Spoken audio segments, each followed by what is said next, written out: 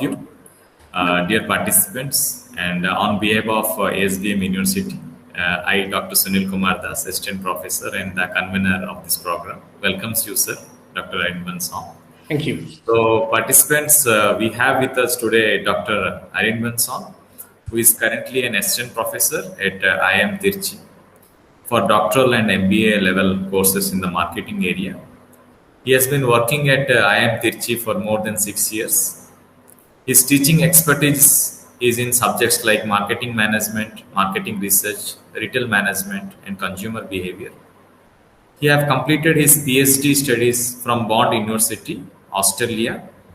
He did his MSc Business from National University of Singapore. He holds an MBA degree from the ICFI Business School, Hyderabad. He had worked at HCL Infinite Limited after his MBA studies. He has published research articles in ABDC listed A-star and A category journals like the Journal of Business Research, International Journal of Research in Marketing, Australian Marketing Journal. He have presented research papers in various top international conferences like the Australia and New Zealand Marketing Academic Conference, European Association for Consumer Research Conference, Association for Consumer Research, North America and Asia Pacific Society of Marketing Advances, USA. And with all this, he is very much a good follower of sports and political issue. With this wide experience and knowledge both in the industry and the academics, we welcome you, sir. And today's topic is the current topic is of much relevance in this digital world, how to make an influence in digital marketing or digital media. Over to you. Thank you, Dr. Das. So as Dr. Das rightly mentioned, so this is a very interesting topic and also interesting for me because I'm exploring this area, and this gave me the opportunity to to study this area in more depth, right? And while exploring the area, I came out with a lot of interesting things which I would like to share, and would like to try to make it interactive as much as possible.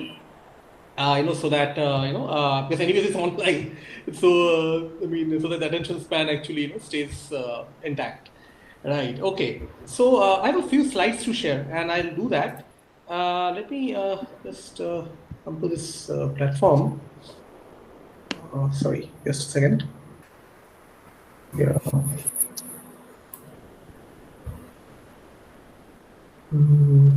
Yeah. All right.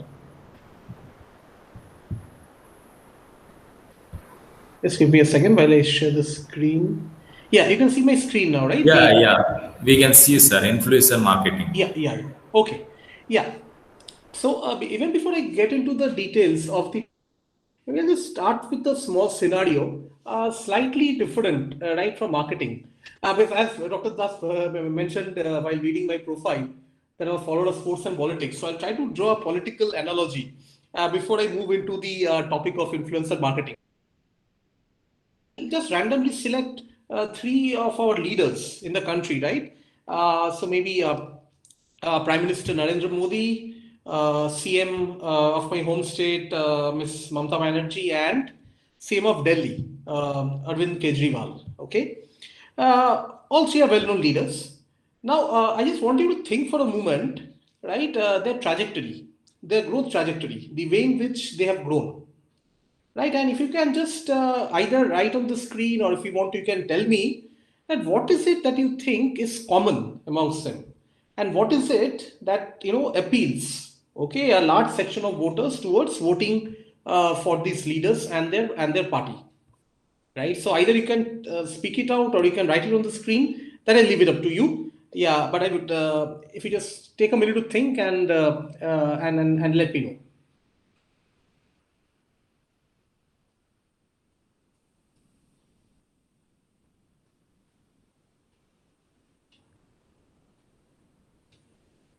So there is a chat option here, right, Dr. Das?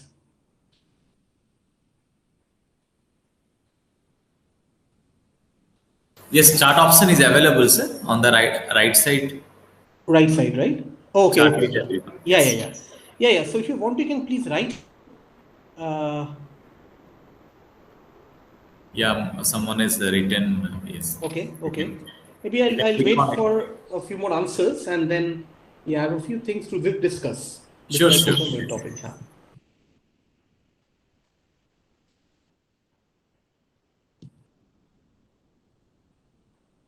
So nothing political about this. I mean, this nothing about political inclinations. Just about something which I felt is relevant, for the discussion.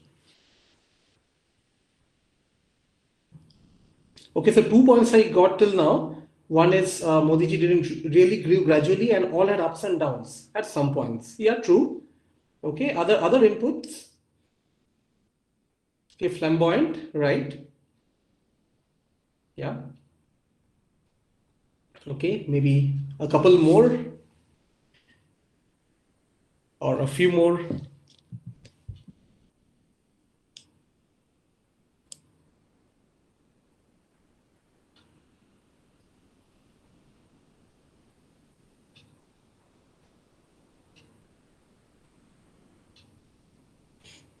Anything else from you, students? Or participants?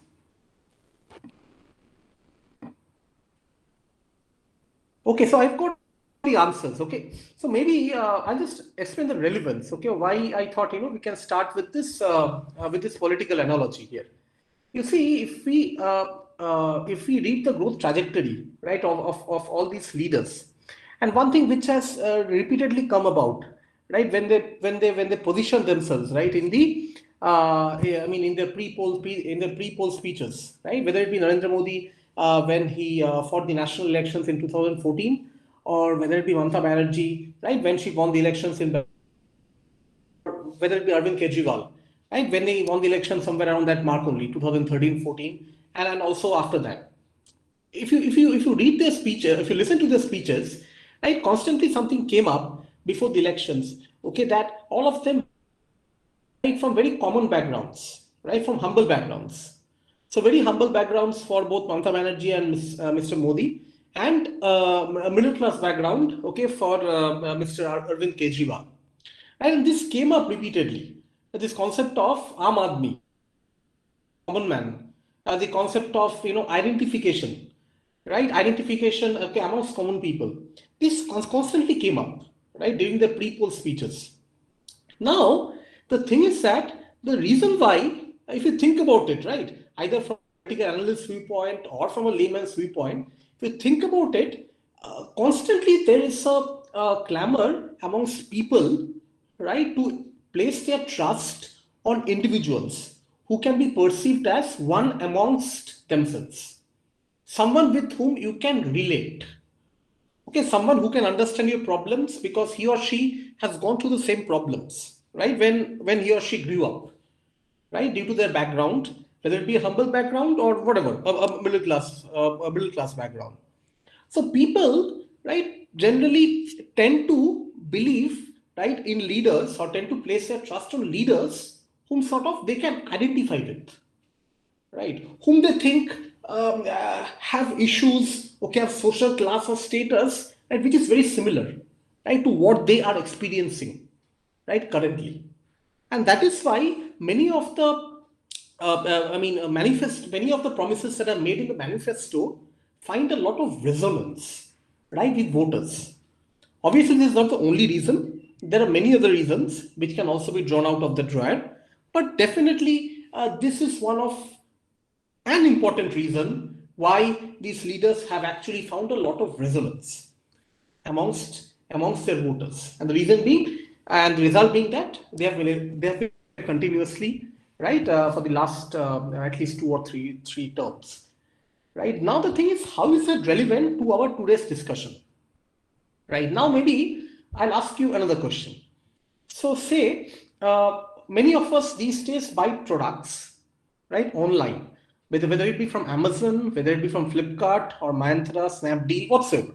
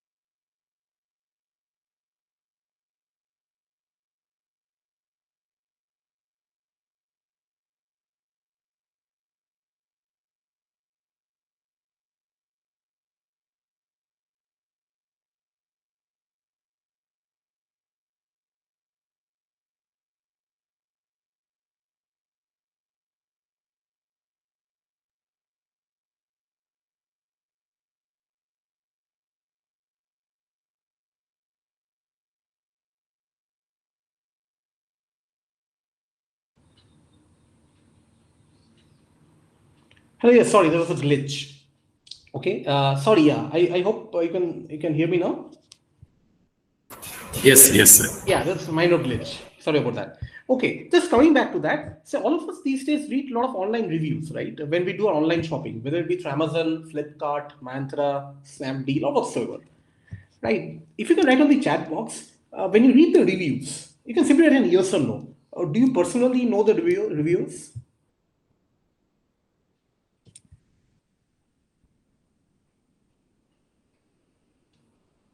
No, right? So can you Okay. So the question is, when we read these reviews, right? Right? Do we know these reviewers personally? No, right? So my next question is, then why do we take the reviews of these, these reviewers at face value? Because we do rely on the reviews, right? And we sort of have certain level of trust on them, right? So why do you think these reviews make sense for us? because we want to know about the product, if it is really good, the people they have used, how Yeah. they are Okay. if the product is trustable or not. Okay. Okay, good. So now my next question is, instead of these reviews, right? Had there simply been a celebrity endorser, whether it be a cricketer or a Bollywood star, who would have endorsed these products on Amazon, Flipkart, Myntra, which at times they also do, then which one of these reviews, okay, or these endorsements do you think will be more trustworthy? So the reviews they are giving, not those, not those celebrities. You can't really trust them because they are being paid for that. Okay. Okay. So in Okay. so if someone is paying me to say something, obviously I'll say that. Yes. Okay. Okay. Right. Right. And the answer that you just gave, right? If I trace back the history of influencer marketing, right, this sort of was perhaps okay the start of influencer marketing, and why marketers have slowly started taking interest, right, in influencer marketing, so much so that it is a very big thing now. It is a very important task, okay, which marketers do focus on now, right? So if I just go back to this political analogy, this thing of identification, being able to identify with someone, okay, from whom, okay, some political poll promises coming, and drawing that analogy, okay, to a product context, okay, trying to identify with someone, okay, from whom a product review is coming. Then it's quite obvious that as compared to a celebrity, someone who has somewhat similar social status, okay, user status, okay, will be more trustworthy, right? And I sort of will place more trust, right, on a real user of the product, okay, rather than maybe a celebrity whom I do not even know whether he or she has used that product or not. Say, for example, Amitabh Bachchan, right, endorsing Navaratna hair oil. Okay. How many of us even to believe that Amitabh Bachchan really uses that Navaratna Thanda Thanda Cool Cool? Right? Many of us might actually feel that maybe he doesn't use the product. Yeah, many of us don't believe that, right? Okay, or say for example, a Saurav Ganguly, right, endorsing a cycle rhythm agarbatti. How many of us do even think that Ganguly actually uses cycle rhythm agarbatti right at home? So to what extent can we trust these people? Okay, of course, I mean, celebrity endorsement has its own merits. Definitely, it has. So, for example, but when it comes to trustworthiness, when it comes to authenticity, often at times we try to relate, or we try to, find reviewers, right, who sort of have similar social status or user status like us, and therein lies the utility, right, of influencer marketing. Okay, and that's where I get into the slides now.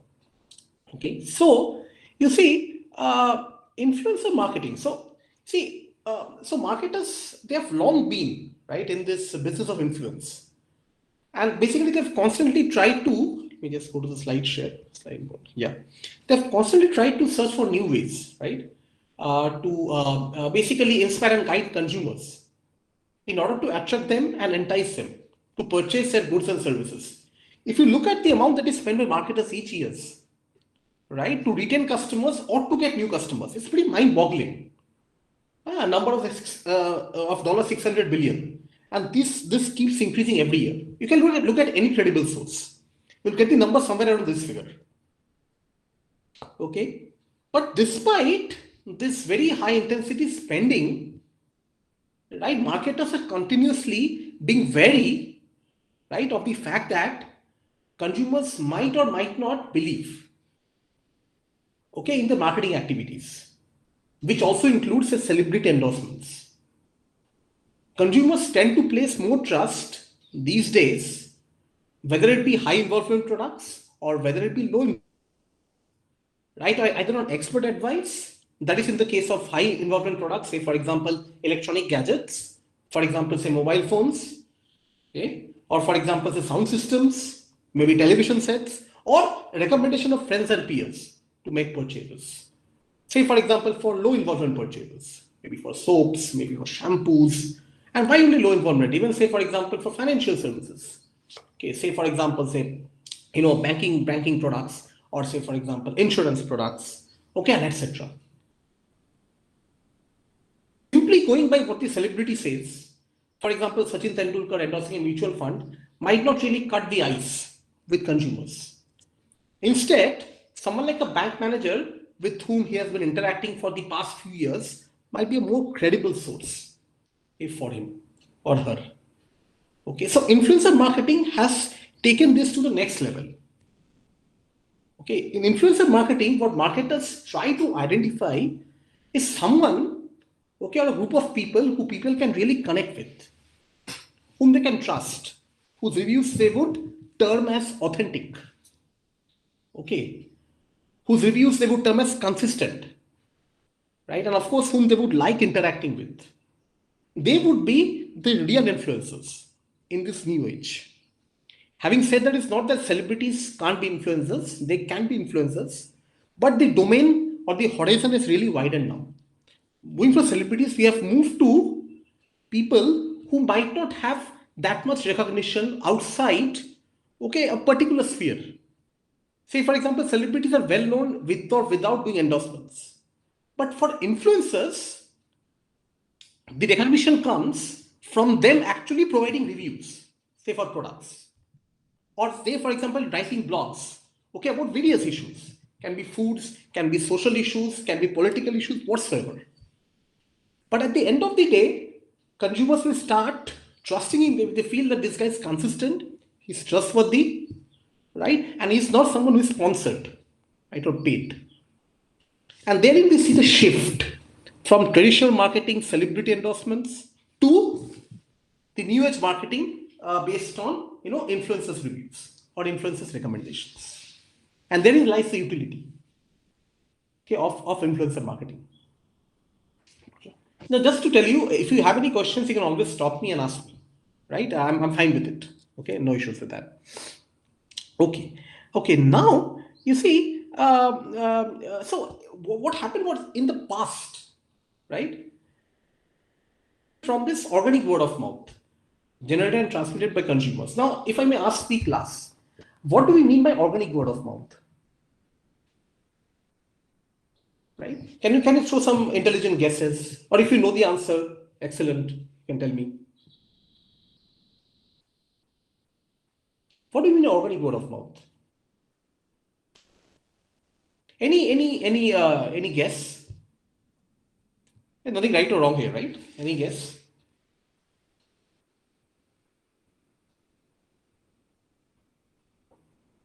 You see, I was talking about authenticity, right? When we talk about word of mouth, generated and transmitted by consumers, say for example, I purchase a television, or maybe I purchase a particular brand of mobile phone. I really am happy after the first month's usage, right, of the mobile phone or the television, right, or the sound system or the kitchen blender, whatsoever. I go around, okay, and start speaking favorably about the product to my friends and colleagues. Here, no one is paying me, right? I'm doing it out of my own volition, okay, voluntarily. So basically, this is an organic word of mouth, okay, being generated and transmitted by the consumers, okay, wherein in spite of not spending anything, right, on the consumer, asking him to go and spread a word of mouth.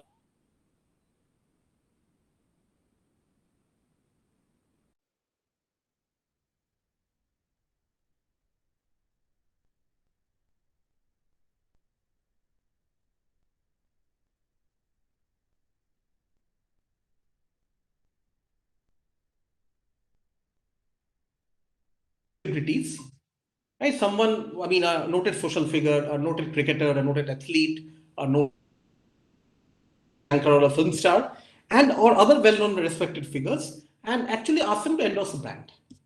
And this we are all familiar with, right? Right. So across domains, right? Whether it be financial services, okay, whether it be engineering products, whether it be fast-moving consumer products, whether it be insurance products, seen multiple celebrities endorsing those. Okay. So these two, so the first two bullet points were there. What we are interested in is in the third bullet point. Okay, which is what forms the crux of influencer marketing once again. So today marketers have moved on from the first two bullet points, and in a way actually they've extended the first one. Right? They've tried to benefit from organic word of mouth, but in this case they've collaborated with the influencers. Who are the influencers? They are basically open. Now, who are the opinion leaders? They're common people. Okay, so say for example, there can be someone, right, in my college, a particular senior in my college, whom I really revert to. And whatever opinion he gives about electronic gadgets, I really like him. Because I've seen that what he says is true, is authentic. I trust him as someone who is knowledgeable, someone who is an expert. Right? Now, tomorrow, right, if the college senior starts his own blog about electronic gadgets and starts writing his reviews about various electronic gadgets, right? When I read his blog, I'll be more likely to take whatever he's saying as true. Likewise, my peers who know him, right, will also take whatever he's saying as true. And they'll start endorsing it. They will start writing, okay, about the authenticity of the blog. They will start agreeing with the person who is doing the review. And over months or over years, right, gradually, I would say, if you think about it, the network base or the follower base of that college senior will increase. He might move to adjoining colleges in my city. Over the years, he might move to colleges of other cities. And beyond colleges, he might move to people of other age groups. Okay, so now from being a small-time opinion leader, he has really graduated to become an influencer, whom a large number of people start trusting on. And now a company, what will they do? They will try targeting such people who are touted as respectable opinion leaders. Because they know that if they collaborate with them, okay, ask them to endorse a brand or write an authentic review, right, about a product, and if the review is good, people will trust it. And therein lies this entire idea. Okay, any questions? Any questions till now? Okay. Okay. All right. Coming to the, moving on. Now, if I just look at the definition, right? There are many definitions here. I just picked up one textbook definition. So they say that it involves enlisting third-party endorsers, right? Who exert social influence over those with whom they have interpersonal relationship to deliver marketing messages in a more authentic voice. So as I was just mentioning while discussing the previous slide, the idea here is that the company will get an influencer to get talking about their product, okay, to people, okay, with whom they have a good social and interpersonal relationship, okay, to the level that whatever they say, people will listen to them seriously, okay, and will agree to most of the things that the reviewer suggests. And this might result in the product actually being in the consideration set, right, or actually in the final purchase set of the consumer when they think about making a purchase in that product category. right?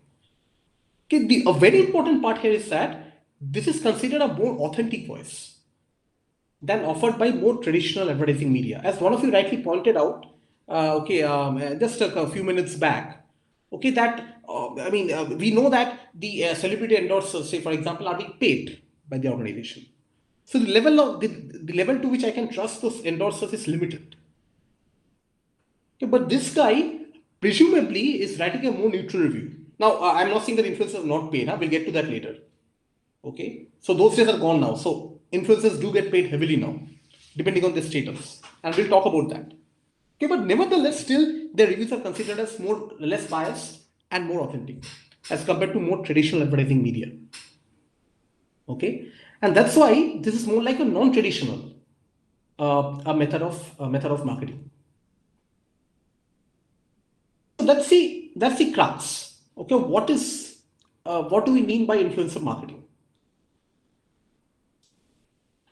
Now the thing is, what are the various roles, okay, that influencers play? Maybe I'll ask the class here. So there are 3 roles, okay, which I will definitely discuss. Okay. But before I get into those 3 roles, so I have the 3 bullet points here. The first one is what we call content creators. Okay. Now I'll give you 2 scenarios here. So one scenario is that, say for example, a celebrity endorsing a product. Talking about the product in great detail, discussing the chief attributes, the key attributes, and of course highlighting the benefits, right, of a product. That's traditional marketing stuff. Okay. Now we have been talking about the fact that something which we can identify with. And that's where the entire idea of this non-traditional marketing or the influential marketing comes in. Something which you can identify it. So this traditional way, okay, wherein a celebrity comes on the television, okay, and really endorses a soap or a shampoo, telling how a shampoo can prevent hair fall or how a soap can give skin glow, okay, whatsoever, he discusses about that. That is fine, right? But as a consumer, if I want to identify myself more, right, with a brand, right, then what can be a good way for marketers, right, to get consumers more into the product or more into the brand? What is it that can get them talking, right, about the product or the brand? And this applies irrespective of influencer marketing. So what are we talking about here? Any guess?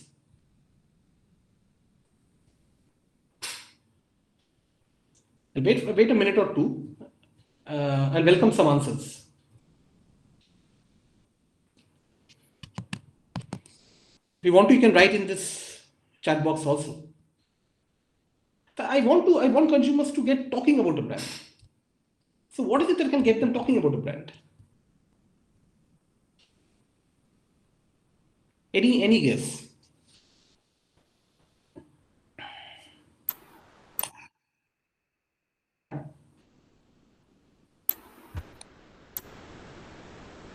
Yeah, I can see one of you. Yeah.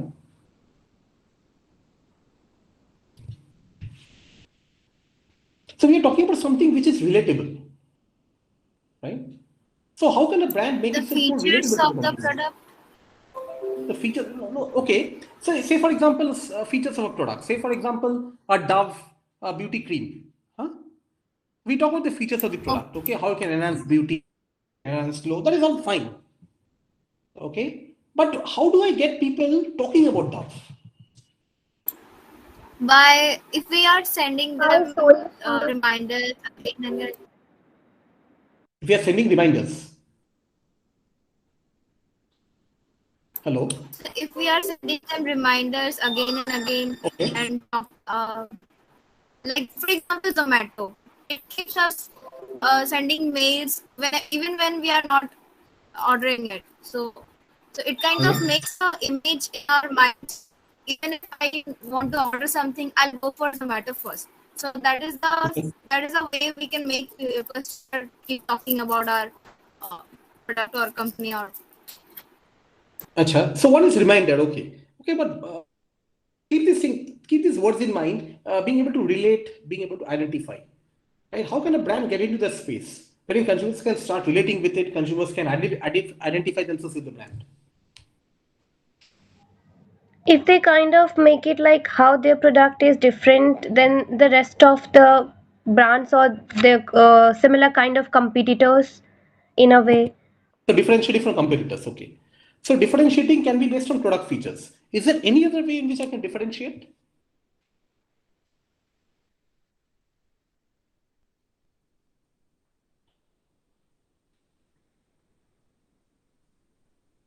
Any other guess? What are the two words? Relating, identifying.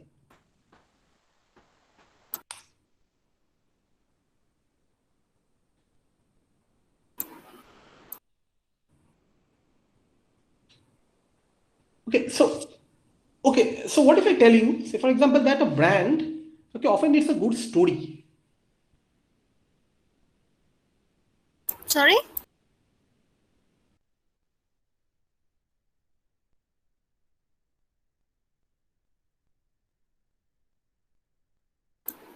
Hello, sir.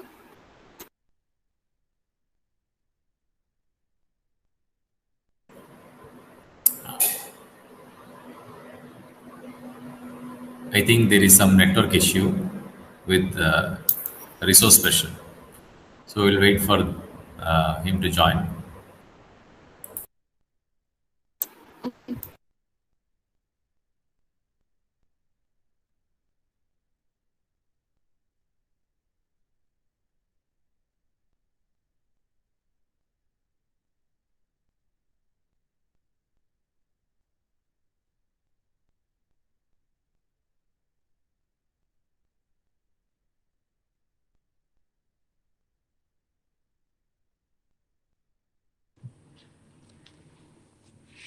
Okay, the line is little bit on and off, bit of a problem, but nevertheless, right, getting that to. Okay, yeah. So as I was getting there, any football fan here? Anyone who likes like European football, EPL, etc. Any one of you?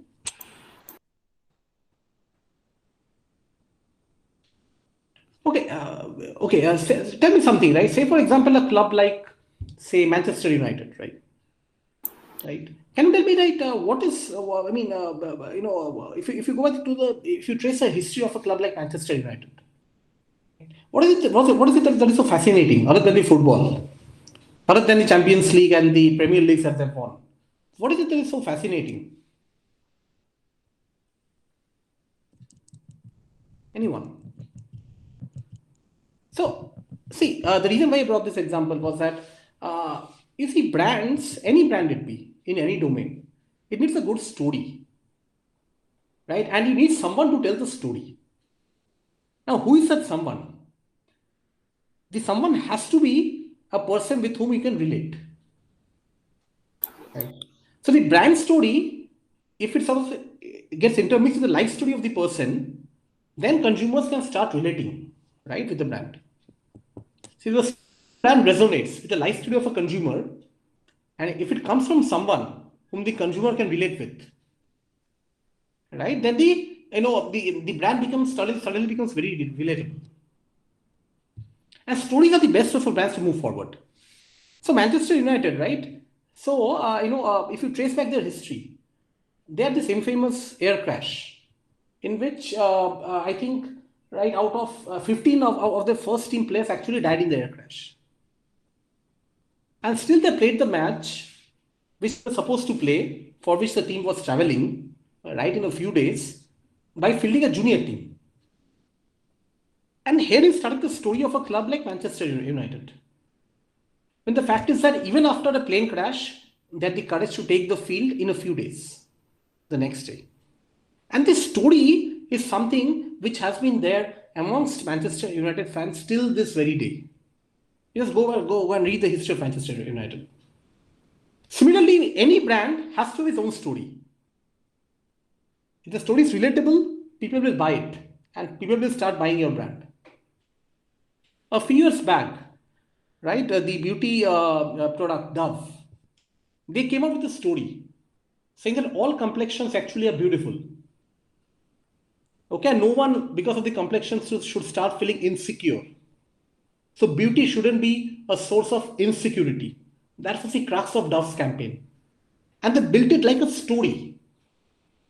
Okay, wherein they asked people actually to come to a studio. There are artists sitting there, right? Who just by listening to the description of the person, from the person drew a portrait, then asked the person to give his feedback, asked him to share his story, right, about his complexion, about his or her insecurities. Actually got a lot of resonance because it was simply not about a beauty product. It was about a product which listened to people's stories, their own life stories, right? So in the case of influencer marketing, the idea is that the brand gets the influencer. The brand gets the influencer, okay, to develop a content which the consumers can resonate with in collaboration with them and then start talking about it. Okay. Basically, the idea is to translate a marketing message into an authentic voice and intermix the brand story of the storyteller, which will also find resonance with the people who are listening to the story. So the idea is that I'm able to relate to the storyteller. Okay, because I believe him to be one amongst ourselves. Okay, that's one of the criteria of being a good influencer. I'm able to relate to him. Now, his life story definitely in that case should have some similarities with my life story. So when he says that, right, these two are intermixed. The story of the brand and the story of the one who's telling the story. And thus he starts finding more resonance, right, with the brand. So that is the role of a good influencer. He should be able to narrate the content, right, about a brand, not only about its features, but also about the fact that how the brand is relevant to his life. And this relevance will then pass on, okay, to the consumers for whom the story is being said. Okay. Right. So Kylie Jenner, right, she's one of the very famous influencers, right, in the space of, say, for example, say cosmetics, fashion, etc. I just show you a small video here saying how she narrates a story, right, about her own brand and how possibly this is an example, right, of the content of the brand getting mixed with the life of the storyteller, which potentially can find a lot of resonance amongst people who are listening, right, to the story. So I'll just play this video. Yeah, I'll just Dr. Dasia, how do I play this video here in Google Meet? So should I just open it and share the screen?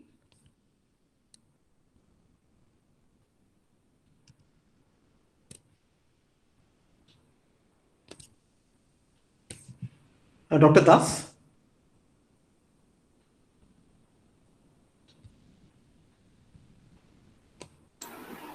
So you can present.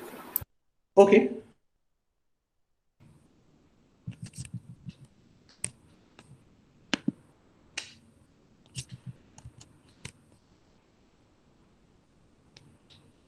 Just give me a second.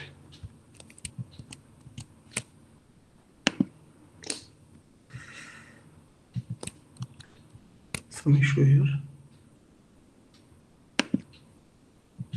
Just give me 1 second now.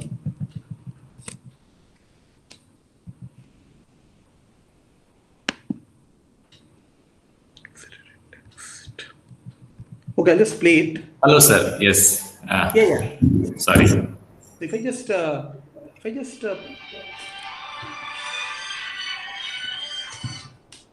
just play this, right? Will you be able to see it? Do I have to share it separately?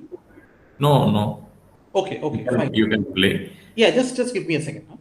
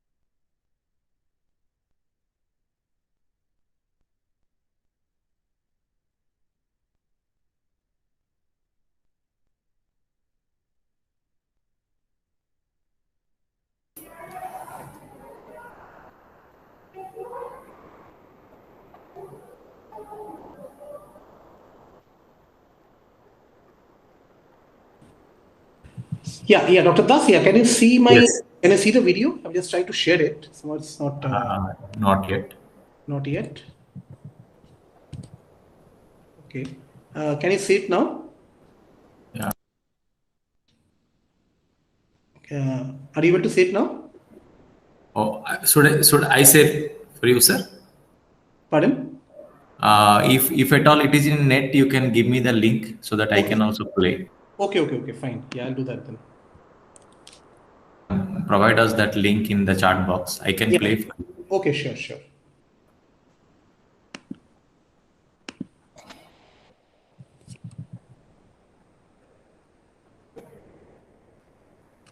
Sorry about that. It's a bit new to Google Meet, so I'm just... No issue.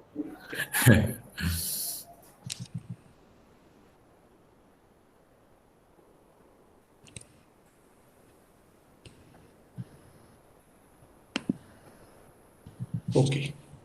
Yeah. So just go ahead and...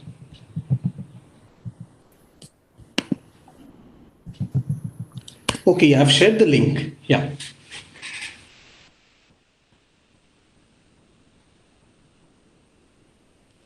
If you can just watch it, then.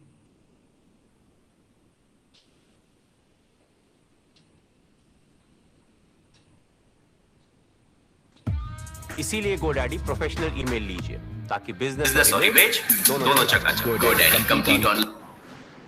I'm going to start my interview, and then when I'm done, we're going to go home, okay? Later. Can you hear the sound, sir? Yes, I can. Okay, fine. I'm going to start my interview, and then when I'm done, we're going to go home, okay? Later. One or two. One or two.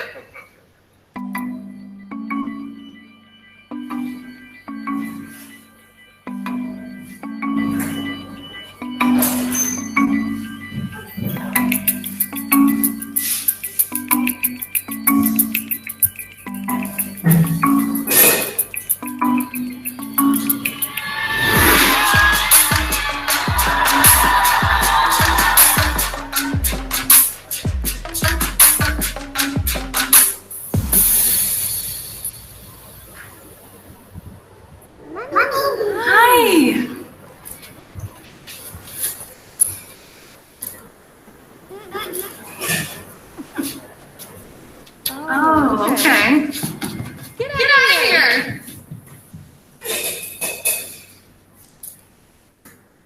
Get out of here.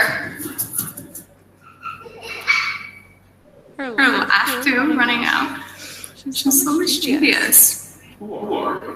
My name is Kylie Jenner. I'm 23 years old. My favorite color is pink. I was 17 when I launched Kylie Cosmetics. I'm out. I'm late. I'm gonna be late. It feels weird that this is my life now. Bye,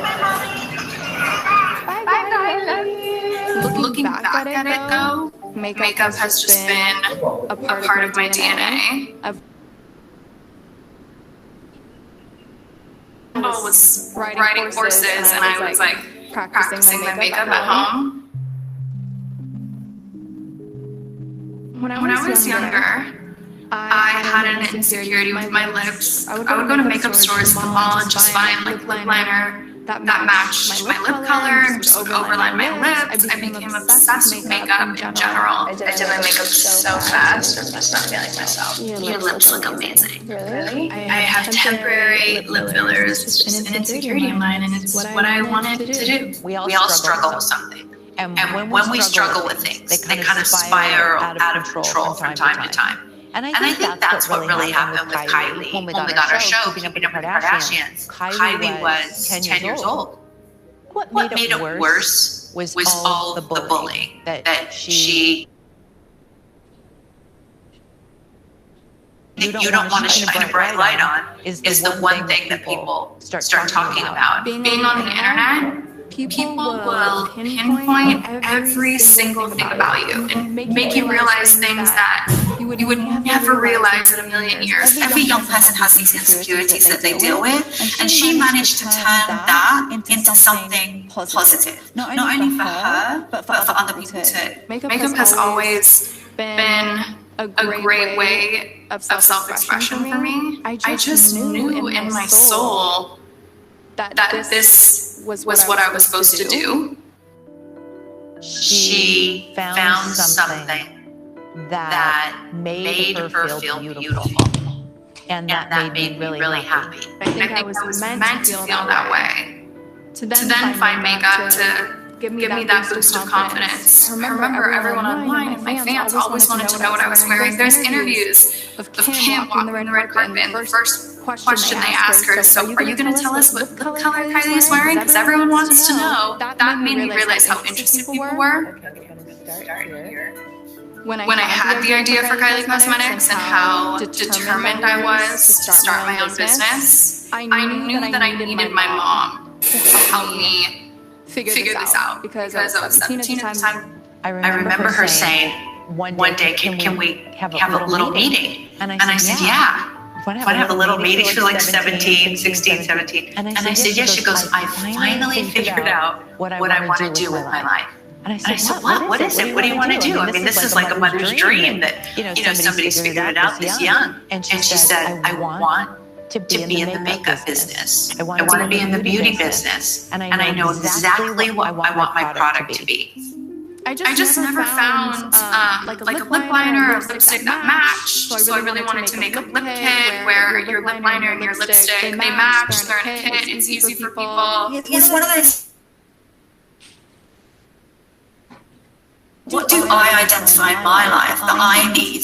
And how can I give that to everyone else who needs it too? I said, well, Kylie, you have a savings that you've earned from doing Keeping Up with the Kardashians for all these years. And I said, you're going to have to use your own money if you really want to make this work, because that's going to be your motivation and your drive. And then I actually met with Megan, who still works on our team today. I was so impressed with how specific she was, how she knew exactly what she wanted, and we're like, duh. I mean, but yeah, simple, but that's genius. And I've been in the industry for a long time. I'm like, wait, why didn't we think of that? This was her idea. She launched these lip kits based off a gap in the market that she found and an interest in makeup. And I said, okay, well, you better pick three colors that you really love. Because this is either going to be a huge hit, or you're going to have loads of lip kits for the rest of your life in your garage. And I said, well, when are we going to start, making our advertising campaign? She goes, oh no, I'm going to do it my way. I said, well, what's your way? I didn't even look at what these other big brands were doing for the last 50 years. I just knew my fans. And I knew my generation and what I like to see as a consumer. I was used to traditional media campaigns and a traditional way of launching a brand. I was a little nervous, to be honest. And I said, what if it's not successful? She goes, I know exactly what I'm doing. It was very simple. So connecting one-on-one with our fans, with our customers, and being able to communicate with them directly. When I first launched my lip kit, I took a picture and posted on Instagram before it launched. She never held back on letting you into her life. She, has the ability to connect with people on such a real level that they feel like they know her. I mean, she really had this amazing relationship with the people that followed her. I planned a launch event to try to sell all these lip kits. Okay, we can stop the video now. So many kits. Okay, so guys, so you see, so this is a story of a very famous influencer, okay, Kylie Jenner. If you go to an Instagram page, right, you see that they have millions of followers. Right now, you see, if you look at the beauty product being launched by her, it's less about the product, right? It tells about the life story. Okay, what really motivated her, okay, to take up, for example, this particular business, or to get into this particular, product category, okay, or product line. Here, I mean, when people get to listen, right, about the product from the influencer, they're getting to listen not only about the product features. See, product features are touched on very briefly here. It's more about, for example, bullying, insecurities, and what really led her up Kylie Jenner to actually start this business. That is when consumers start relating with the content of the brand. Had it simply been, for example, say cosmetic products, okay, maybe lip gloss, maybe skin glow cream, it is just like any other brand, right? So what is so unique about it? What is so unique about it? So herein, marketers bring influencers. So that, okay, you come up with a content, right, which narrates your story, which people can relate with. So there are numerous people who being in school or in college, they're bullied for their looks, okay, maybe for their skin, okay, for their color, right? So they can immediately latch onto that. Haha, that's my story. She's telling my story. I can relate to her immediately. So let's start talking more about the product. That is one of the chief roles of an influencer, to create a content which is relatable. Okay. Now coming to the next point. All of you can see my slide, right? Dr. Das, slide is visible? Not yet, sir. Not yet? Okay.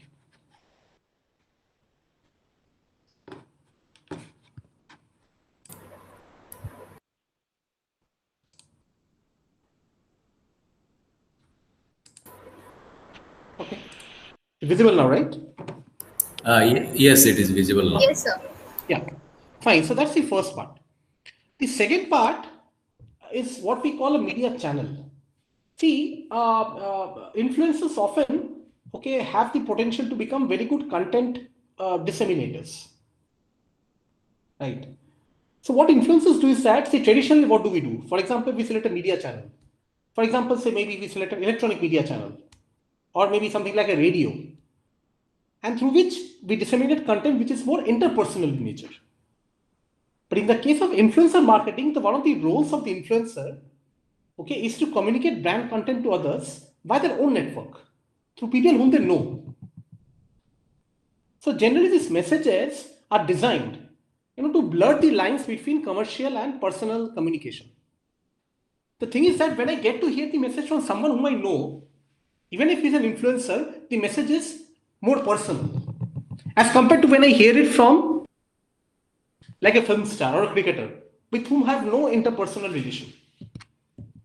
The idea is that the influencer will disseminate the content, not only about the product features, but also in a way so that the content becomes very personal in nature. Okay. So this becomes a less impersonal or a more personal media channel for brands to disseminate their content, right, about the product.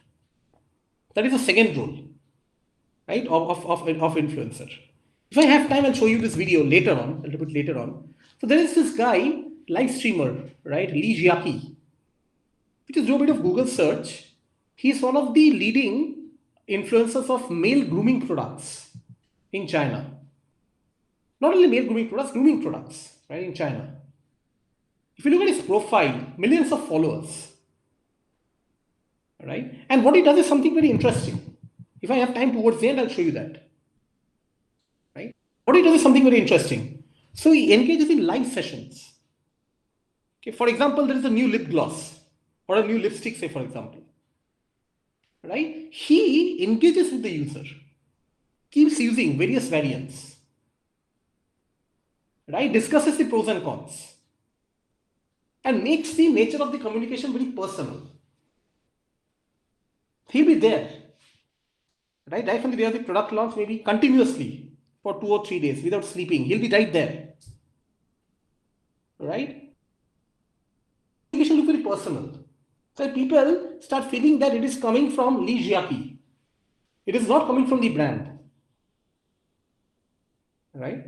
And therein lies the importance, okay, of influencers disseminating content in a more personal way, okay, as compared to celebrity endorsers. Maybe I'll show it now quickly. Later I might not have time. I will need your help again, Dr. Das. Yes.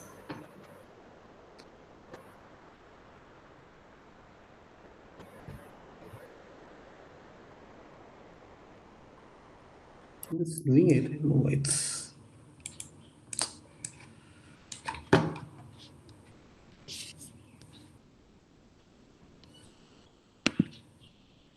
Okay, I'll just keep it. I'll just keep showing it. Okay, now coming back again. So that's the second role. The third role, right, of this influencers, okay, is endorsing brands. So it's not only about disseminating the content, it's not only about disseminating a story. At the end of the day, the endorsers, they need to also make the brand prominent, right, through their conversations. Okay, that is when his role is complete. So not only am I providing personal recommendations, not only am I providing stories, but what I'm also doing is that I'm providing a personal recommendation of a brand, which will also be there, which is when the very reason, okay, why the endorser has been hired actually makes sense.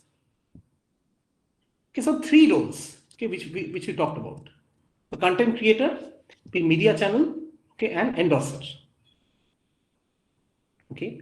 Now the thing is coming to the next part, which is the category, right, of influencer. These include 5 categories. We have celebrity endorsers, celebrity influencers. We have mega influencers. We have macro influencers. Okay, we have micro influencers, and we have nano influencers. So let me go through these, right, one by one. Okay. The first one is celebrity influencers. Do we have any question here? Okay, anyways, yeah. So can any one of you recognize these figures? Who these people are? So Kim Kardashian and okay, Paris Hilton. Okay, fine. Now the thing is, tell me this. So were they known in their field, in their own field, whether it be fashion, entertainment, whatsoever, even before they came into, say, for example, social media?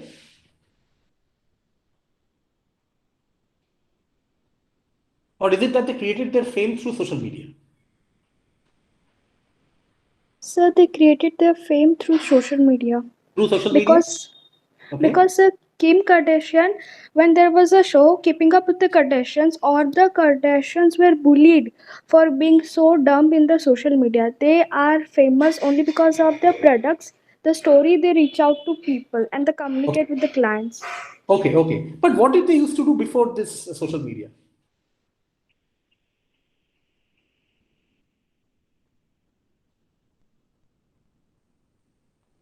Yeah, actually, essentially, if you look at, okay, these influencers, right, they typically fit into the role of what we call celebrity influencers. So basically, they enjoy public recognition even outside social media, right? So even before social media made them famous, even before they really became very prominent on social media, okay, they were well known, right, in the community, whether it be in the sense of music, entertainment, fashion, whatsoever. So their fame as a whole is independent of social media. They use social media to support and build on. So this is what we call celebrity influencer, right? So what celebrity influencers do is that they frequently tend to work with brands, okay, which are associated with the brand work. For example, say music films, because they already share a lot of capital by virtue of them being famous in the community outside social media. And they actually use that to transfer their fame onto social media, which also allows them to charge very exorbitantly high prices as compared to their non-celebrity counterparts. If you look at their Instagram pages, you see that often at times they will have more than 1 million followers. Right? Sir, I have a question. Yes. Sir, in 2012, Kim Kardashian, she called out Indian food as disgusting. Right. Still, people are loving their products. People are pursuing her perfume. Why so? Right. And that's a very good question. You see, the thing is that generally these people have been very active on social media all throughout, right? So they have been consistently maybe pitching their products. Maybe they have been pitching brands. They have been talking about various social aspects, political aspects, etc. Right. Them based on the consistency. Say, for example, if I want to purchase a fashion accessory, right? right? I might follow maybe Kim Kardashian, I might follow Paris Hilton. For me, whatever opinion is coming in that front is relatable and relevant. As long as that is in its place, I'm fine with whatever opinion he or she gives. Say, for example, branding a particular type of food as disgusting might not be relevant for me in the context in which I'm interested. Generally, people look a lot at relevance. Relevance in the sense, relevance of the products in which they're interested in. So as long as she gives him a good review about a perfume, okay, or for example, say about a fashion accessory, maybe a fashion bag, a fashion apparel, I'm okay with that. Right? Maybe I won't like her to make negative comments, but what I'm more interested in is this. And that's why they continue to have these influences here as well. You get me? Yes, sir. Okay. Okay. The thing is, so this is celebrity influencer. So their distinction comes from the fact that they already had a past fame. They're using that fame and building it through social media. They are working with brands in the field in which they were already famous before social media. They're simply pushing the media. Their cultural capital, which have already built, allows them to do that. The fans whom they've created outside social media, now they're into social media for them. And this allows them to charge exorbitantly high amounts. For example, say 250,000, okay, per Instagram post. Okay. The next category. Okay. So can you recognize these people? Who are they? Any idea?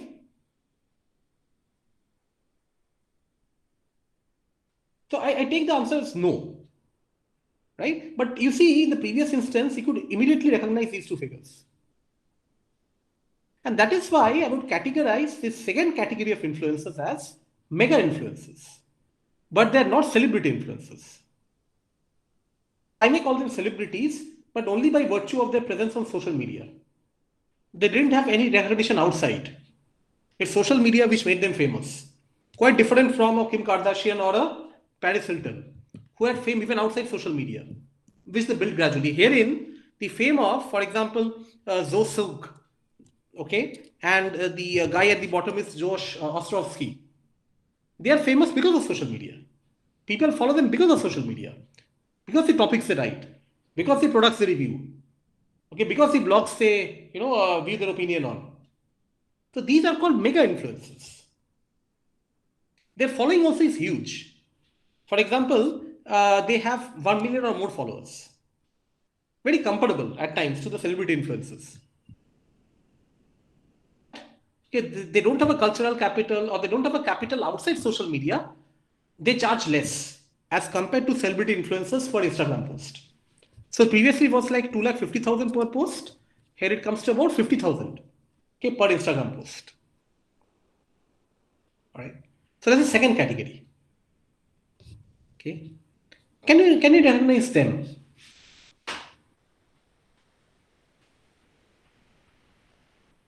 So actually, this is the third category of what we call macro influencers. So these are two famous macro influencers, Sister Studios and Aliza Rimmer. So why do we call them macro influencers? See, they are the ones who are still to gain celebrity status. So when I say celebrity status, what I mean is of influencers. They're not yet celebrity influencers, but still they're extremely successful, although their fan following is slightly lesser as compared to celebrity influencers. For example, say in the previous case, we saw a fan following of how much? 1 million or more.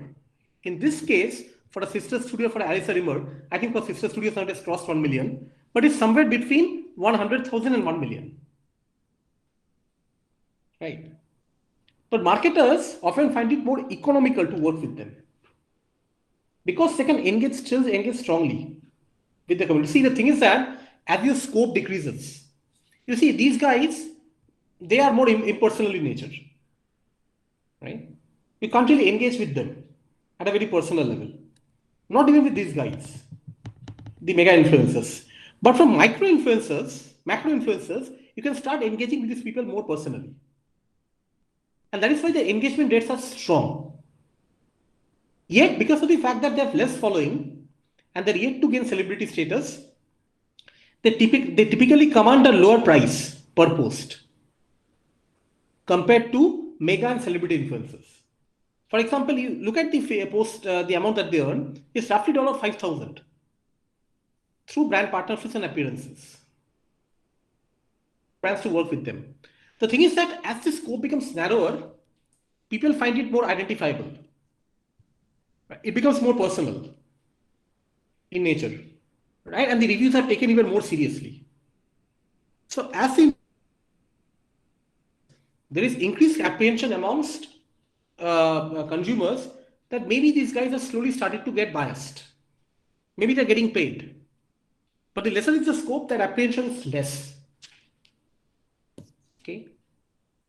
Next category, right? And that is applicable to what we call micro-influencer. Recently, if you look at it, Amazon, they had this influencer program.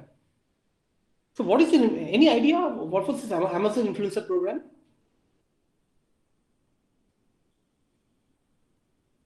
You see, in this Amazon influencer program, yes, anyone? No, sir, no idea. Okay, anyone actually could sign up, okay, for this influencer program. Okay, what Amazon did was that they then checked their social media backgrounds. Okay, I'll just give you a bit of some details. Okay, for example, they will check the level of friend following that you have, the type of comments or the type of topics that you post on.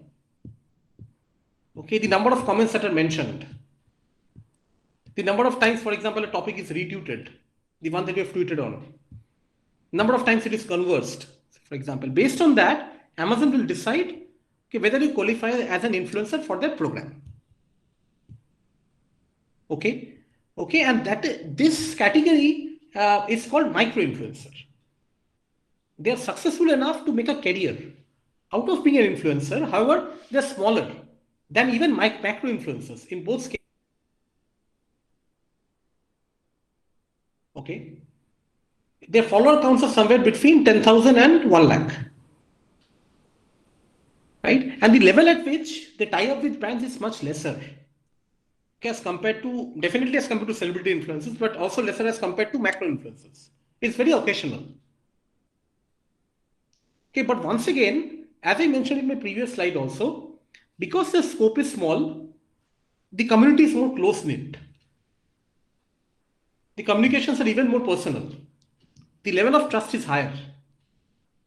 And the recommendations are considered as more genuine as compared to celebrity influencers. So see, everyone has a value. Just as celebrity influencers have more followers, which means definitely a brand could reach out to a more sizable target audience. In the case of micro influencers, yes, I could reach out to a lesser target audience. I mean, target audience of a lesser size. But then the good point there is that the comments that these influencers make is more considered as more genuine. Okay, which actually makes sense for marketing managers to work with these guys. And finally, okay, you have Nano Influence. So someone like her, no one knows about her. Okay, she's just starting to build her career as an influencer. The number of followers is much less, maybe 5,000 to 10,000. Okay, they are mostly whom? Friends, acquaintances, and others, people who live close by. Right? But once again, I offer my followers personal accessibility, high level of authenticity, and I offer them a very high level of engagement. Okay. The good thing is that if marketers are able to spot these guys, right, they can get them at a very economic rate. In the sense, these influencers, right, they're often willing to even work without money in return for exposure, in return for networking opportunities on social media. Because if you endorse a brand, people will talk about it. And that gives you more visibility, more recognition. At this stage, increase their fan following, 10,000 to 20,000, 20, 25,000, etc. So then they can't afford actually to bargain with brands. So even if a brand pays him less or doesn't pay them, they're okay with that because they're getting exposure. All right. Okay. Did we have any question here? I'm just let me just check. Yes, sir. Yes. Yes. Sir, all these followers are just only on one platform, that is Instagram, or Right. is it like all Okay. other, including all other platforms? No, I just gave the example of Instagram because I mean, just to be consistent, right, across all these influencers. So in case if you open an Instagram page, you can very well track the number of followers that they have. It's right there, right when you open the page. But definitely it applies across other domains, and I'll discuss those right in my next slides. Okay, sir. Okay. Thank you, sir. All right. You see, and herein lies the answer to the question to some extent, okay, that has been asked. You see, the thing is, the next part is that once you've categorized influencer, the thing is, what are the key performance indicators? How do you measure the effectiveness, right, of the influencers? So, these are some of the popular matrices. For example, you have clout, index, you have to influence, and there are quite a few others. I'll just take you through how the popularity of these influencers is measured, right? Because it's important for brands, okay, to understand to what extent are these influencers being successful in terms of engaging with customers. Then they'll choose to renew their partnership with them, or they look for some other influencers. So let's look at some of these. Say, for example, if you have clout.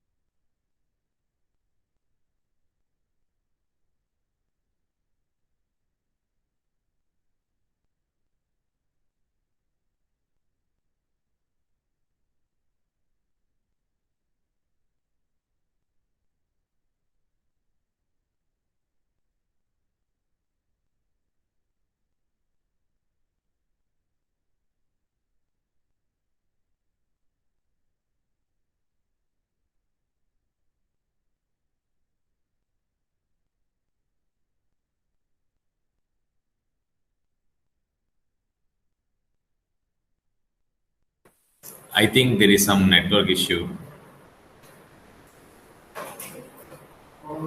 We'll wait for him to join.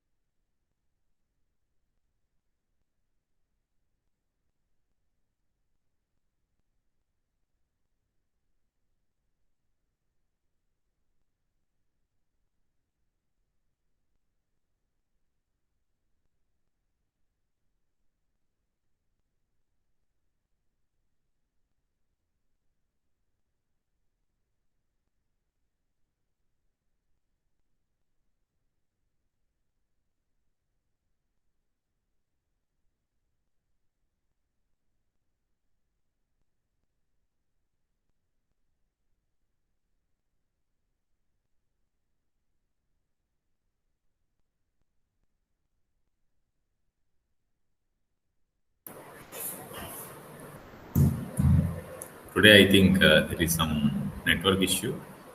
Sir is not taking the call also. Maybe he is connecting. We'll wait.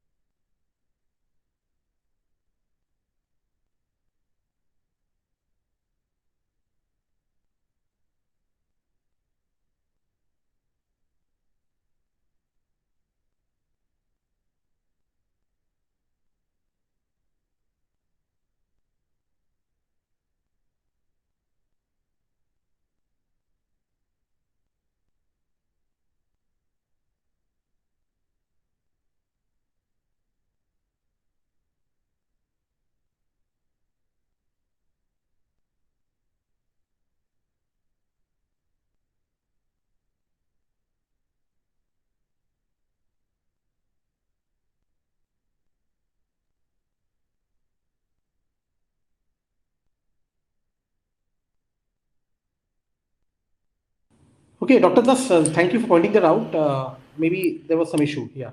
Once you pointed that out, I sort of, yeah. So can anyone point out till what point, did I get interrupted? So I was here at this slide. Just give me a second. So we were on Nano Influencer slide. Okay, so you got interrupted after that? Just Yes, 2 to 3 minutes before, sir, you are disconnected. Okay. Sorry, very sorry. I didn't realize that. Okay. I'll get back. No problem. Okay, can you see my screen? Not yet. No, sir. I have to come back again.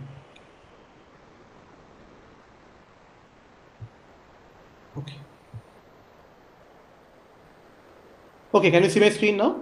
Yes. Okay. Yes, sir.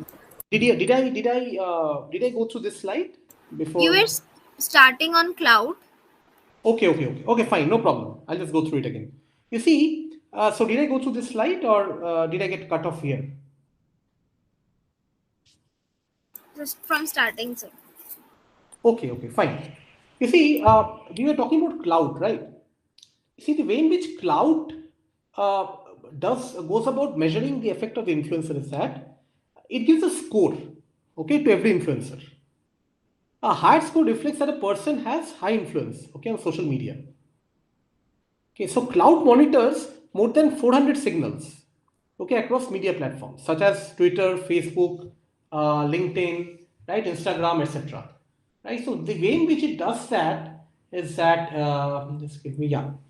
So okay, for example, the influence on Facebook is measured using matrices such as number of likes obtained, number of times a particular influencer is mentioned, the number of times a brand that he talks about is mentioned. Okay, then for example, what are the comments obtained? So are people talking relevant things about the brand once the influencer starts a dialogue with them? Okay, then for example, how many wall posts are created? Then what is the size of the friend list or the contact list? But when they go to Twitter, they measure his influence in matrices such as the count of followers. And for example, how active is this influencer on this platform? How many people follow him? How frequently does he retweet? How large is the list of his association? Then for example, how many of his followers have spam account or dead account? Then what is the number of unique mentions that he has? So this is the way in which cloud score goes about doing it. Right. Okay, then for example, you have peer index. Peer index, what they do, they track about 45 billion Twitter profiles. They do it based on activity, authority, and audience. Right. So activity measures the participation of the influencers in comparison with the rest of the users on social media. For example, the level at which a particular influencer is active on Twitter, say for example, versus his counterparts. So they measure the relative activity or the relative participation. Then you have authority. In authority, right, I measure the relevance of the activity for that particular example. I might be discussing a topic, a blog about a food, about a brand, about a product. But is it relevant for the community? How relevant is it? That is measured. And then finally, they measure audience. So audience primarily gauges and then measures the reach of the users as compared to the remaining population. So for example, there might be multiple Twitter users. So if I'm an influencer, my reach should be higher. So my comments should be retweeted more, say for example. My brand should be mentioned more. Right? So that is how I measure the reach or the audience, okay, that a particular influencer has the potential to reach. So these are some popular matrices that are used. And finally, I come to the last part of my slides. How does a company choose a right influencer? So if you think about this, right? See, what is an influencer anyways? Right? Basically, he's a person with a large and engaged follower base. In a platform which one would not know, right? That is for majority of the influencers except the celebrities. See, what is important here is not the size of the follower base. And that is why I was referring to the fact that companies do partner even with macro and nano influencers. It is about how seriously, how authentically does the community view his opinions. I might be a nano influencer with 5,000 followers. Okay, much less than a mega influencer, right? If my community takes me seriously, a brand will be willing to work with me. That is why lesser scope doesn't essentially mean, okay, that brands will not work with an influencer. They will work, provided the followers that you have mentioned, so even with 5,000, okay, out of 5,000, if 4,000 take you seriously, I'll work with you. So it is often an art, right, to identify influencers in the early stage. And not only go for celebrity influencers. So all this will help organizations to identify influencers right at the beginning. If you look at these matrices, these apply not only for celebrity influencers. This can be applied to measure the effectiveness even for smaller influencers like nano or micro influencers. And if I see that they are scoring well within their own scope in terms of activity, authority, audience. So if it's a 5,000 follower base, I should be able to reach out to at least 4,500, right? Through my brand mentions. If that is the case, the brand will take me seriously. So companies actually, if they track them early, right, they can work with them more economically. As I said, the nano influencers, right, they're willing to work for free for getting exposure. Okay, so if their views are taken authentically seriously, then what is the harm in working with them? Why do I need to pay 250,000 per Instagram view when I can get a good impact by working with 10 nano influencers? Maybe I can work with 10 more. Instead of going for a Paris Hilton, I can work with 100 nano influencers, right? Each being strong in a particular maybe location, in a particular community. Okay.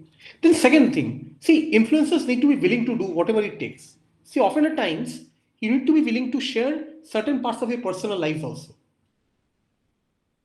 If that is not the case, it becomes very frustrating, right, for the organization which is working with them. And it needs a lot of sacrifice. Say, for example, you need to be willing, right, to get up in the dark and shoot a selfie. But you need to take this seriously. And this is where many of the influencers falter. See, many of them drop out even after creating a substantial follower base because of the high level of commitment and time that is needed to keep sustaining it. Okay, so you constantly need to come up with something relevant. It's not easy to come up with something relevant constantly. Okay. For example, you might choose a topic, right? The topic will die down in a few days. You need to choose the next relevant topic. And you need to keep throwing on these parameters. It's not very easy, right? All these parameters are not very easy, right? So as much as you can start as a very good influencer, sustaining it is even more difficult. So many of them drop out, even after creating a good follower base, because they simply stagnate and companies are not willing to work with them. And that often happens because they're not very committed. Okay. The third point, is that you need to be very passionate about your industry.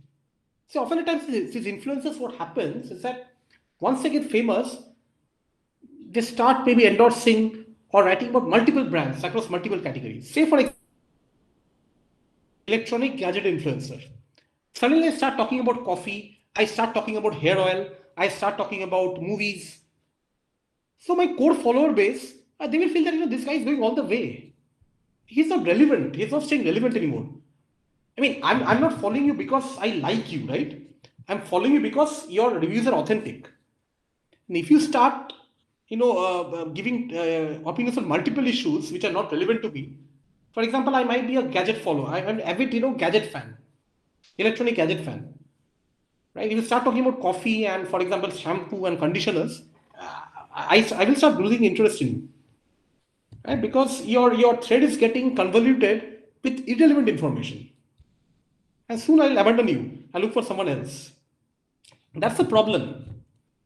Okay, often at times with influencers, once they get famous, they start writing across blogs, across forums. That is okay, but they start writing across topics, losing focus from what is it that made them famous.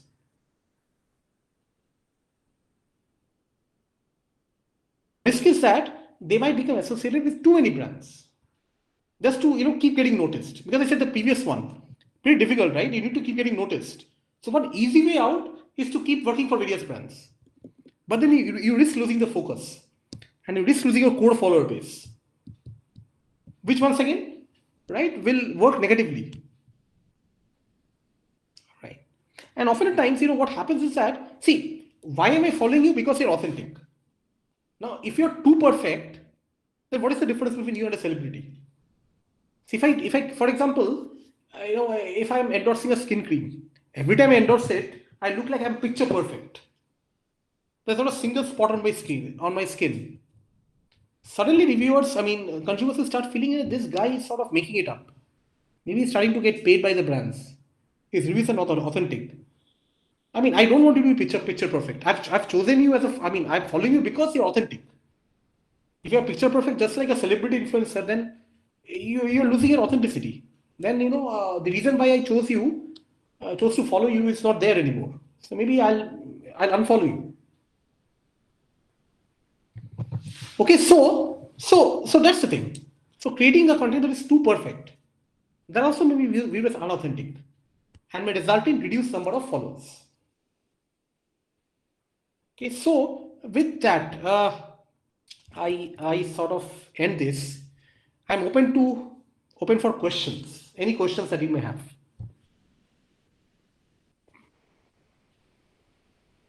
For individual business, can you afford any influencer, please?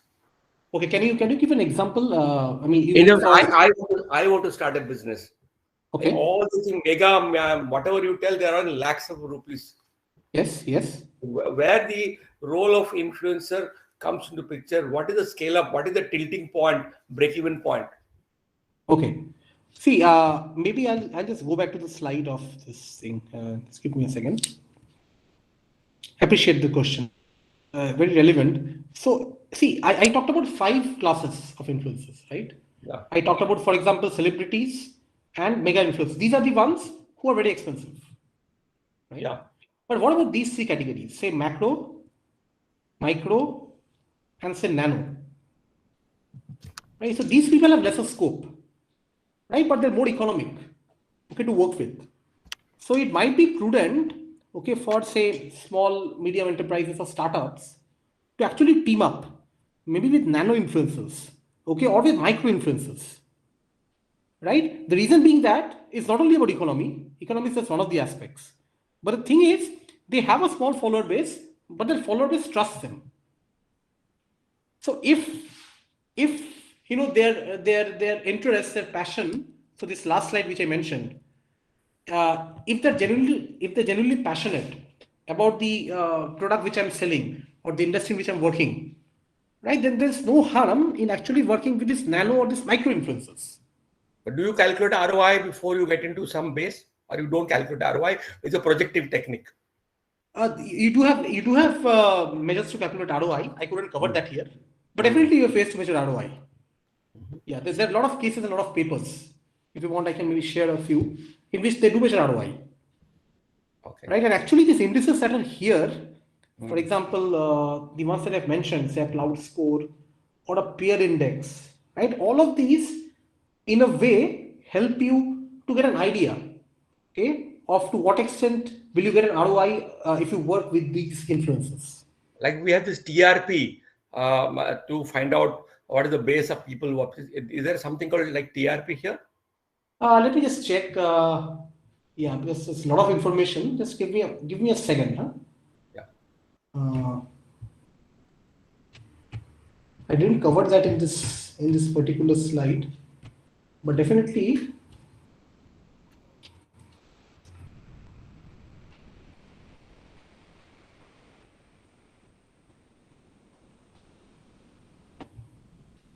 Okay, if someone has any other question till the time I just track this, please feel free. Huh? I'll just maybe take a minute to try this.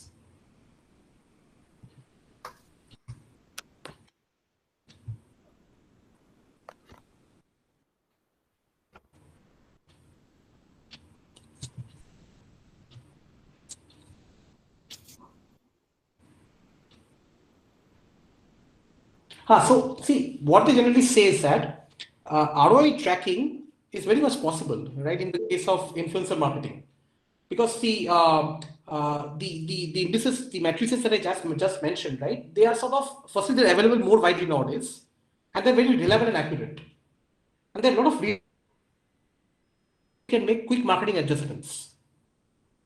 Okay, so ROIs definitely can be done, right? The exact method I'll just search and I'll share with you. Okay, how to measure ROI in this case. Thank you. Yeah. Okay. Any other questions? Yes, Vishaka, you can unmute and you can ask her. Yes. Yes, sir. I have a question. So, what is the major difference between an influencer and a brand ambassador?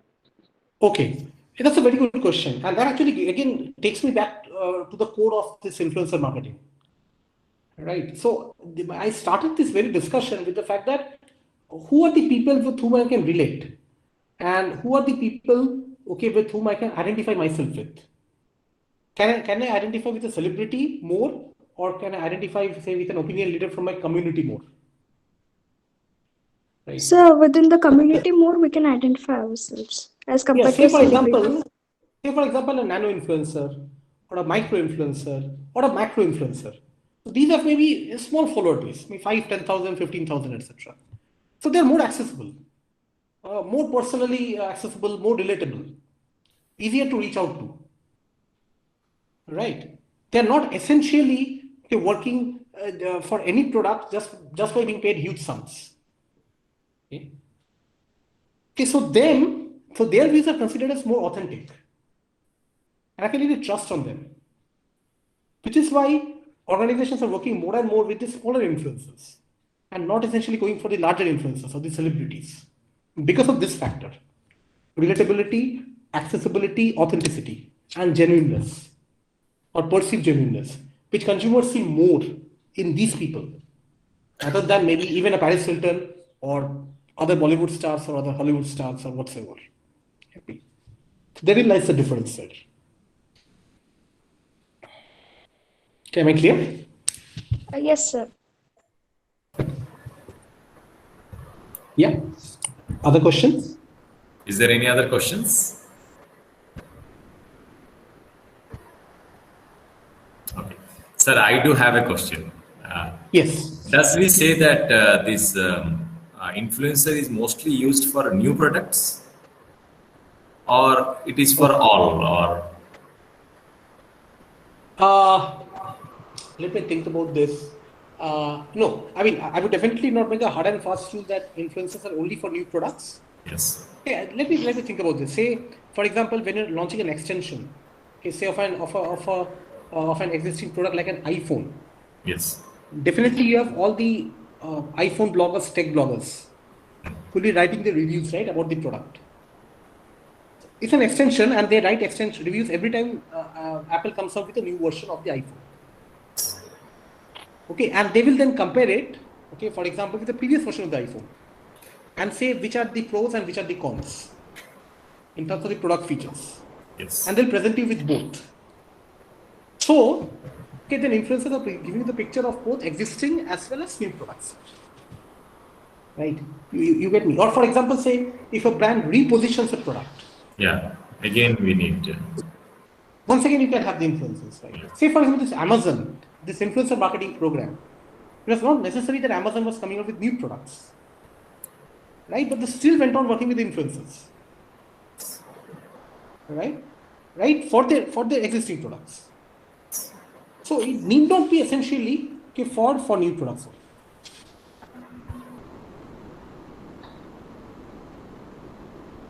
We make our customers as influencers, and can we make our customers as influencers? And you can have the cheapest one.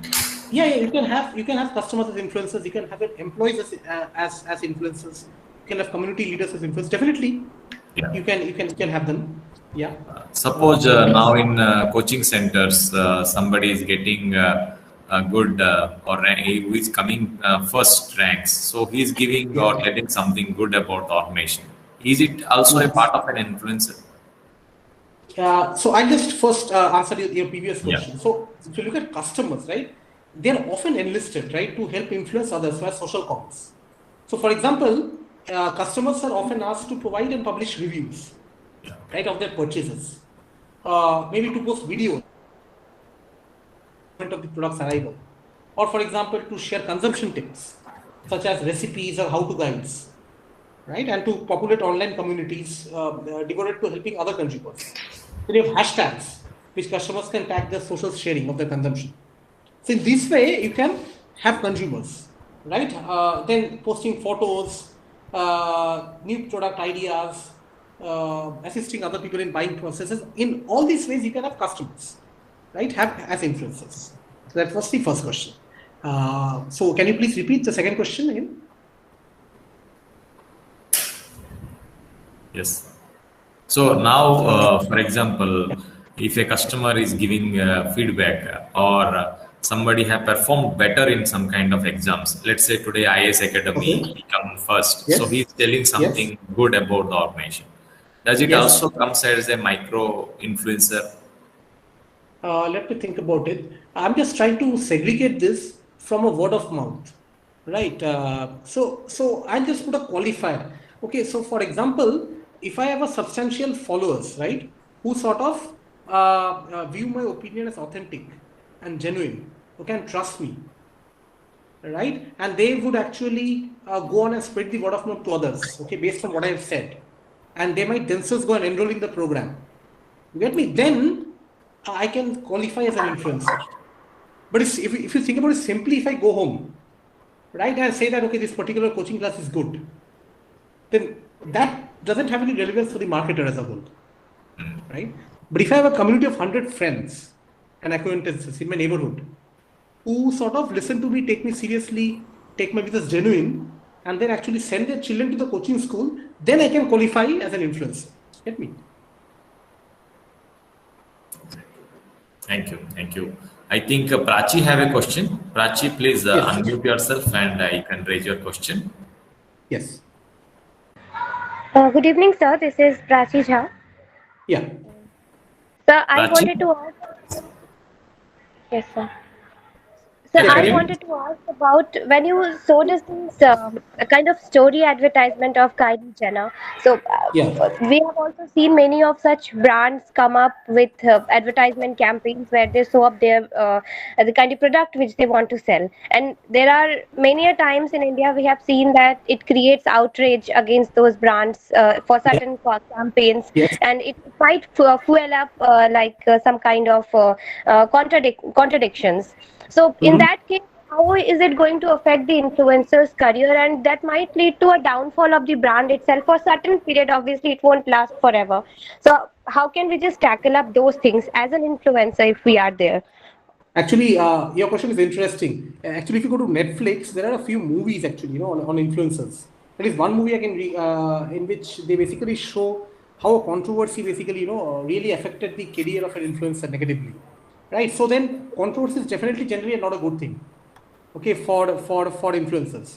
If you think about celebrity endorsers, right? For example, a Tiger Woods, when he ran into controversy, there was the brand Nike to back him up.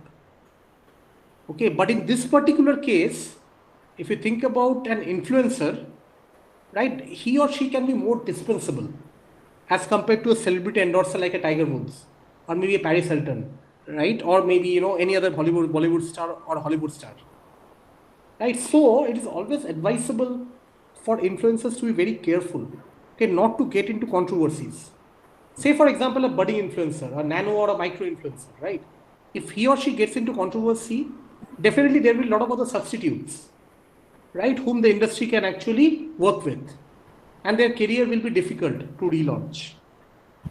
Okay, for the celebrity influencers, right? I mean, if they're able to keep off these controversies, majority of the times, right, that will not alienate, okay, their followers. And as I said, what is the relevance, right, of the controversy? Okay. Say, for example, someone like a Kylie Jenner, right, or Paris Hilton, right? So they have expertise in certain domains. As long as they're true to that domain, people won't mind them actually landing in controversies, right? Because that is not affecting the genuineness of their comments, of their reviews. If that gets impacted, their follower base definitely will get impacted. But if it's some stray issue, I mean, it might be a temporary impact, unless and until it's very serious, right? But more or less, it shouldn't affect their follower base. But definitely not the case with micro, macro, or nano influences. Okay, sir. Thank you so much. Is there any other questions from participants?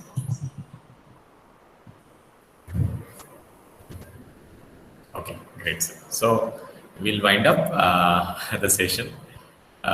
On behalf of the ASBM University, sir, we would like to thank you for coming and taking this session. Though we have another session on 30th on brand and social media. And it was a wonderful session.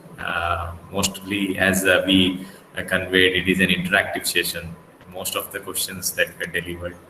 And it is very important from today that when new brands will come or existing brands will come, influencer is playing a very big role, directly or indirectly. And we are also practicing somewhere. And when you think of now startup something, then you have to keep in mind in digital age, this kind of influencer. And it is again a gray area. It is not yet confirmed where to do. Still, lots of things are yet to there. And in times, I think it will be a part and parcel of our lives. So thank you very much. I request all the participants to give their feedback, which will be very much useful for us actually to serve you better services. Thank you. Thank you, sir. Thank you. I thank you and thank the audience for the wonderful questions and the interaction. Again, look forward to the session on 30th. Right. Okay. Looking forward for you on 30th, sir. Okay. Okay. Thank you very much. Okay. Have a good evening. Thank you, all participants, professors, and eminent executives. We'll meet you tomorrow at the same time. We'll send the link. Thank you. Okay. Okay. So I'll log out now. Yes, sir. Yes. Okay.